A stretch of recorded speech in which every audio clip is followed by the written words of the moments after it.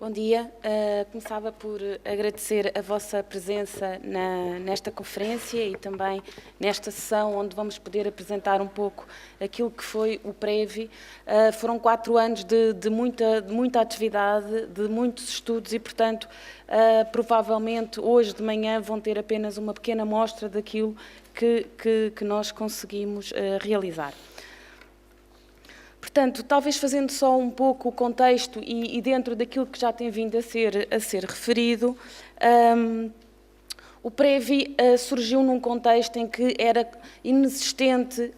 os dados que se tinham sobre as questões da prevalência da infecção nestes grupos, mas também os determinantes sociocomportamentais associados à infecção, quer nos homens que tinham sexo com homens, quer nos trabalhadores sexuais. Por outro lado, tal como no contexto internacional, em Portugal nós também nos deparávamos com a questão de que normalmente estes são grupos de difícil acesso e, portanto, tudo o que são as formas mais tradicionais de investigação acabam por não funcionar. Por outro lado, também aquilo que se via, e muito à conta disto, é que há um gap muito grande entre aquilo que são os investigadores e os knowledge producers, se quisermos dizer, e depois as comunidades estudadas e as suas próprias necessidades. No entanto, e como hoje tem vindo a ser reconhecido, realmente o conhecimento é extremamente importante para poder informar as políticas e as intervenções que sejam mais direcionadas às reais dificuldades destas comunidades. E, portanto, estávamos assim numa fase em que realmente era necessário que houvesse um maior conhecimento, mas também uma mudança na forma como pensávamos fazer investigação nestas comunidades. Assim, o PREVI foi desenvolvido com uma abordagem participativa, na qual eu hoje vou aqui falar, que pretendia gerar informação, mas também implementar intervenções que pudessem ir ao encontro das necessidades destas comunidades. Procurámos, assim, de uma forma bastante mais abrangente, contribuir para a redução da transmissão da infecção nestes grupos estudados. De forma, de alguma maneira, inovadora no contexto português, este projeto surgiu desde o início de uma parceria extremamente estreita entre uma organização da sociedade civil, o GAT, e depois o Instituto de Higiene e Medicina Tropical, uma universidade, uma instituição universitária, e, portanto, surgiu à partida de uma conjugação que nem sempre acontece, mas que penso, como vocês vão ver, foi de grande sucesso e também foi capaz de dar conta deste projeto. Gostaria também de realçar que já há 4 anos atrás, e este projeto foi só possível pela visão institucional e também vontade política de poder financiar um projeto inovador e de alguma maneira diferente daqueles que existiam em Portugal e, portanto, nesse aspecto, agradecer ao programa ADIS e à Coordenação Nacional na altura, agora Programa Nacional para a Infecção VIH-Sida, e à Direção-Geral da Saúde por ter sido possível este projeto. Portanto, nós começámos numa primeira fase com o estabelecimento de uma parceria. Foi necessário conhecer o terreno e a realidade onde estes dois grupos se encontravam. Fizemos um mapeamento dos serviços, das organizações comunitárias, mas também fizemos uma parceria depois com diferentes stakeholders, portanto, com as organizações de base comunitária, as regiões administrativas de saúde, os CADs, centros públicos de saúde, hospitais, alguns serviços de ISTs, etc. E depois também, como o Luís no início explicou, nós quisemos logo desde o início, para monitorizar e avaliar o projeto, organizámos 2 Community Advisory Boards, portanto, constituídos por membros das comunidades em estudo, e depois uma comissão científica constituída por profissionais de múltiplas disciplinas. A grande vantagem, eu penso, foi mostrar logo desde o início que nós queríamos atuar de uma forma diferente e, portanto, conseguimos desta maneira um envolvimento com os parceiros comunitários-chave, mas também outros stakeholders que eram importantes para o sucesso deste projeto. Criámos, assim, logo desde o início, oportunidades de diálogo, de partilha de perspectivas, de uma ideia de negociação E isto foi levando a que as pessoas, no fundo, fizessem uma aderência ao próprio projeto e à corresponsabilização por esse projeto e por todos os processos em termos dos parceiros.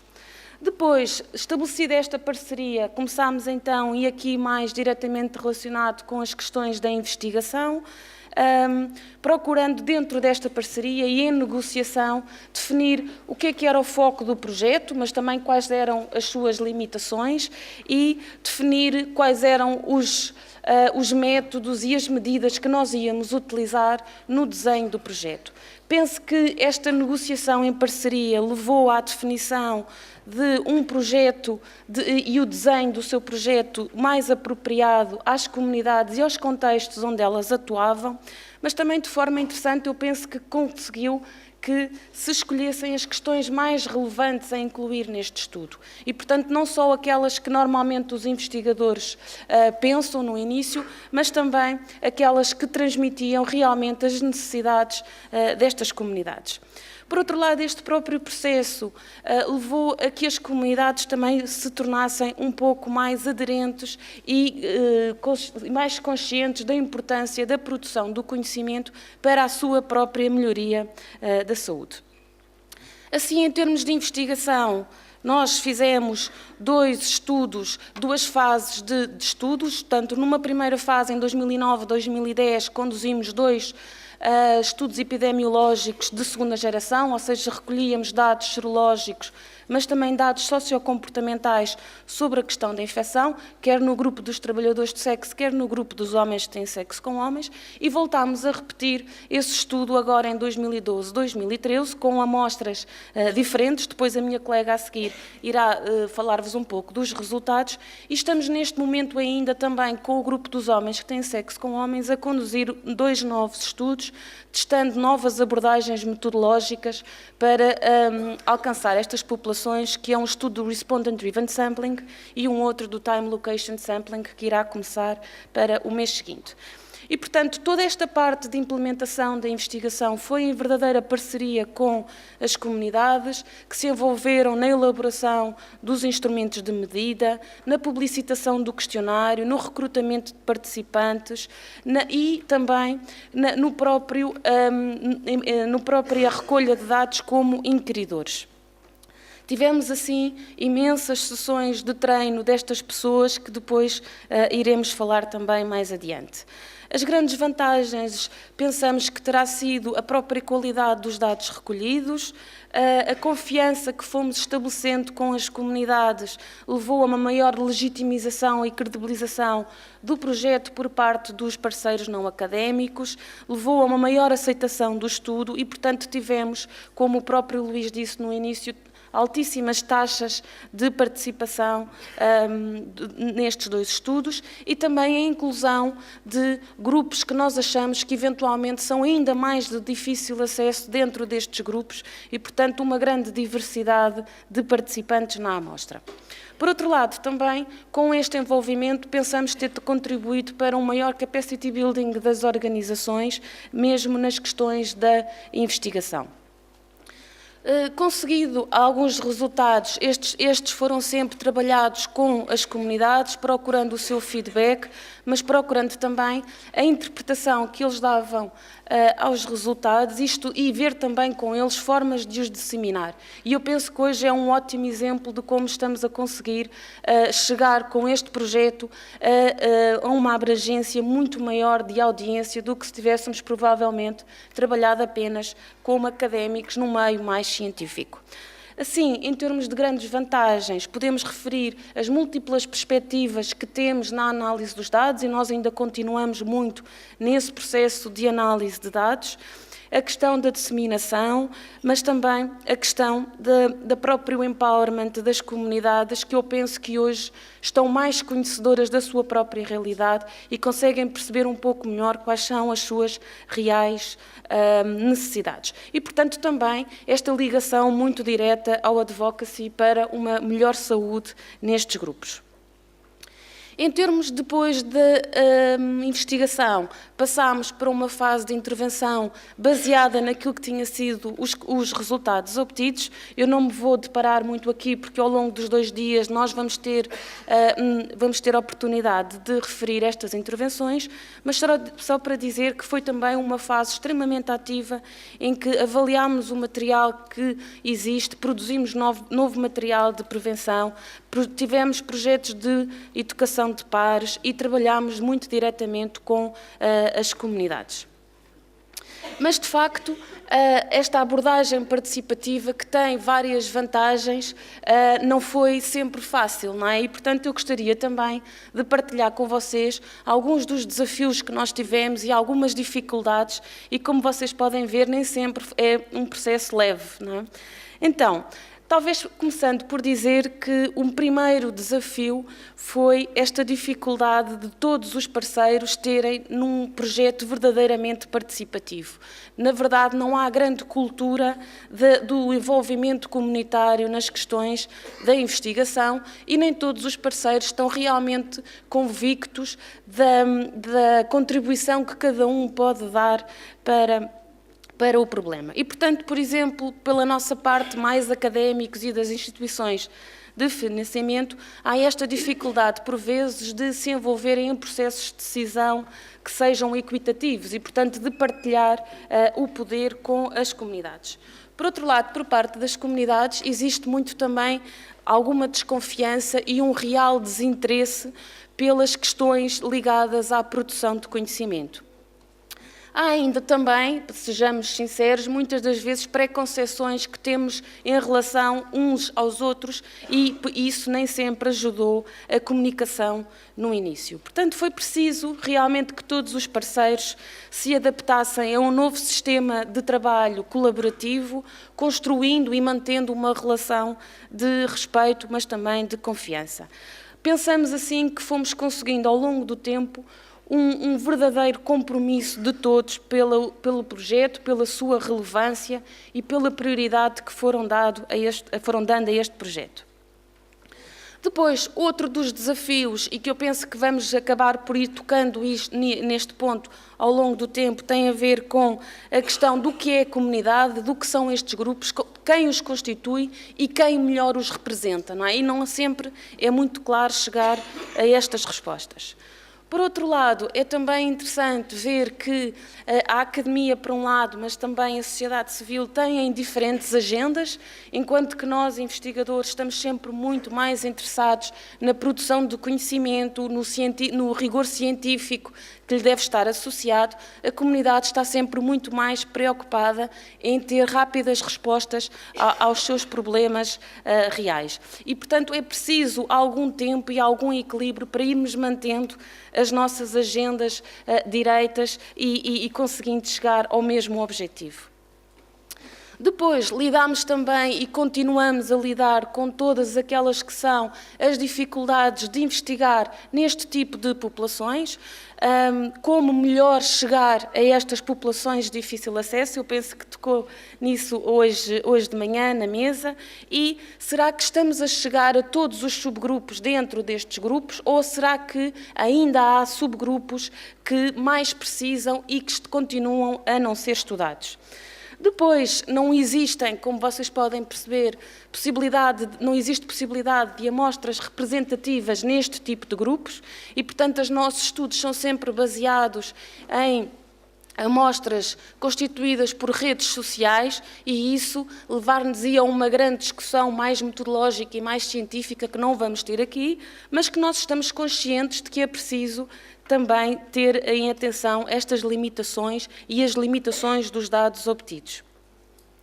Por outro lado, a questão da participação comunitária na própria recolha de dados, como, por exemplo, envolver os próprios elementos das comunidades como entrevistadores, será que assegura sempre a real recolha de informação sensível? Ou será que, para além de todas as vantagens, poderá também levantar outros vieses? E, portanto, nós fomos-nos deparando com todas estas questões mais metodológicas, mas, na verdade, aquilo que fomos procurando fazer foi ter um equilíbrio entre aquilo que era o rigor científico que nós desejávamos ter no nosso estudo e que procurámos que fosse o máximo possível, e depois aquilo que é a realidade e a prática e até onde é que esta realidade nos permite ir. As questões éticas foram também muito importantes no nosso trabalho. O Luís já foi referindo algumas no início, mas todas as questões relacionadas com a confidencialidade, a garantia de um sistema de referenciação aos nossos participantes, a ligação com os serviços, por exemplo, nas questões de tratamento. E, por outro lado, de uma forma mais abrangente, aquilo que o professor Henrique Barros começou por fazer nesta primeira introdução à mesa, que tem a ver com como é que se avalia, no fundo, o verdadeiro impacto que um projeto destes tem nas suas diferentes dimensões. Não só nas questões mais objetivas, mas nas outras medidas, como se mede, por exemplo, as mudanças que estão a acontecer ao nível do funcionamento das organizações. Como se mede a mudança que está a acontecer, por exemplo, na nossa equipa de investigação. E, portanto, há uma série nos serviços de saúde, na relação que se criou com este projeto. E essas questões nem sempre são fáceis de medir e de saber o exato impacto que o projeto teve. Por outro lado, penso que também é importante esta questão de que fomos capazes, de alguma maneira, de sair das nossas caixinhas, não é? E, portanto, sair da forma mais tradicional de trabalharmos e de todos nós de encontrarmos ideias mais inovadoras para encontrar respostas sem um excesso de recursos. Em termos de produtos, digamos assim, conseguimos de facto, vários estudos com largas amostras. Tivemos mais de 3.000 pessoas entrevistadas, mais de 1.000 pessoas destas 3.000 foram testadas. Tivemos 50 entrevistadores, cerca de 50 entrevistadores envolvidos ao longo dos 4 anos no nosso projeto, muitas das organizações que trabalham com estas pessoas, e também testámos novas metodologias de teste rápido em contexto comunitário. Depois, com estes dados, podemos auxiliar a Direção-Geral de Saúde com a informação, contribuímos para a Dublin Declaration e contribuímos também já com alguns dados para o Instituto Nacional de Estatística. Apresentámos alguns dos resultados já em diversas reuniões internacionais e estamos a pensar, com toda a certeza, em fazer várias publicações para poder apresentar os resultados de forma mais pormenorizada. Tivemos também associados a este projeto várias teses de mestrado, 1 ou 2 teses de doutoramento que estão em curso e sinergias com outros projetos internacionais que trabalham com estas mesmas populações. E, como eu vos tinha dito, estamos neste momento a ter a oportunidade de testar, em conjunto com outros projetos também internacionais, novas abordagens metodológicas para alcançar estas populações, o tal RDS e TLS. Portanto, assim, de uma forma bastante sumária, no fundo pensámos que contribuímos para a criação de conhecimento, mas também para a tradução desse conhecimento em boas práticas. Portanto, esta produção de conhecimento que foi feita de forma colaborativa com os diferentes stakeholders que podem contribuir para o trabalho com estas populações e depois também, então, com a emergência de evidência e também no processo participativo de criação de modelos de intervenção e modelos políticos que possam efetivamente lidar com estas pessoas e com as suas necessidades e assim contribuir para a melhor saúde. Em laia de conclusão, achamos que, provavelmente, neste momento, estamos todos mais capazes de lidar com este problema. As dinâmicas que se foram criando nas organizações e as mudanças que ocorreram levam-nos a consigamos trabalhar em maior parceria, partilhar informação, recursos e suportar nas respostas dadas, e também pensamos que eventualmente é uma melhor forma de alocar financiamentos e recursos em respostas mais inovadoras. Pelo lado da sociedade civil e das organizações de base comunitárias, pensamos que estão mais capacitadas, que estão mais motivadas e mais comprometidas com esta questão e com a produção do conhecimento, e também com a questão das pessoas, na prática, estão mais informadas, sabem mais sobre o seu estatuto e sabem onde ir para, se precisarem de um teste ou se precisarem de ser tratadas. Por parte dos investigadores, pensamos que estamos mais conhecedores do que é que está a acontecer e porque é que está a acontecer e, portanto, pensamos que agora, montado um pouco este sistema, era preciso não deixar cair totalmente toda a estrutura que foi organizada e, portanto, pensar em formas de monitorizar o que vai acontecendo a estes grupos nesta situação. Tal qual como foi também referido no início desta sessão, sabemos que há outros grupos também em situação vulnerável que este projeto não conseguiu incluir desde o início, mas sabemos que, como por exemplo, os migrantes, que é outro grupo também extremamente importante de se perceber em termos da sua situação epidemiológica, e também pensamos que este tipo de projetos pode contribuir também para que os próprios policymakers conheçam melhor o que é que funciona, o que é que não funciona e porquê, e, portanto, também constituir políticas e intervenções com base na evidência. Termino só, não podendo deixar, enquanto coordenadora científica, referir que penso que este foi um ótimo exemplo de um projeto participativo. Na verdade, eu acredito que às vezes são as pessoas que fazem a mudança e eu penso que aqui a pessoa que fez a mudança foi o Luís Mendão e, portanto, eu, enquanto coordenadora científica, não podia deixar de lhe agradecer, mas penso também que, enquanto equipa Previ, por outro lado, talvez eu e o Luís Mendão, que ele já o fez, agradecer profundamente à equipa, porque nunca desistiu, porque é perseverante, porque faz sempre mais do que aquilo que a gente acredita que era possível fazer e depois, num outro nível, nós e a equipa Previ gostaríamos de agradecer profundamente a todos aqueles que foram os nossos parceiros, a todos aqueles que acreditaram que era possível fazer diferente e, portanto, deixo o meu bem-aja profundo a todos eles. Muito obrigada.